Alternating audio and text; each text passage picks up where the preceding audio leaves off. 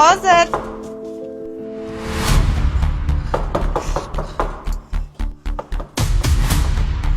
Azizlar, Aka, assalomu alaykum. ye singlim, Keling. yaxshimisan? Yaxshi, o'zi yaxshimi? Bormisan? Ya 6 oy bo'ldi qishloqqa kelmaganingga. Kim bilan turasan? Bir o'zim. Kirsam bo'ladimi?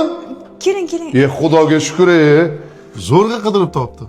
Onamning vafotlaridan keyin 6 oy bo'libdi qishloqqa kelmaganingga. O'qishlar bilan bo'lib vaqtim bo'lmadi. O'qishga kirib boplading lekin. Qishloqda duv gap. Rustamning singlisi grantga o'qishga kirdi deb. Bu shaharga oson emas o'qishga kirish. Bu yerda kim bilan turasan? Bir o'zim. Aka. Ijarasi ham palon pul bo'lsa kerak.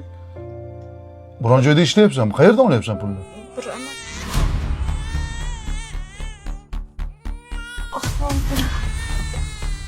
Kimni bolasi? Sendan so'rayapman. Meni qachongacha bunaqa yashaymiz? Bir kun borsiz, 4 kun yo'qsiz. Obbo, nima xohlaysan o'zi mendan, ha? Shahar markazida turgan bo'lsang, mana shu uy saniki bo'lsa, ijarasini to'lab turibman-ku. Orzu-havaslarim-chi? Orzu-havaslaringga birgalikda erishamiz. Bor, sochig'imni olib chiq. To'xtang aka. Hamma ayb o'zimda. Sendan vaqtida xabar olmadim.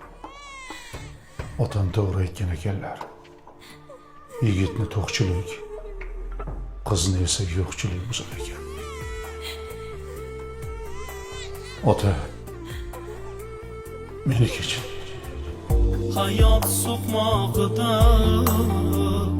adashgan qizlar, hayot so'qmoqida adashgan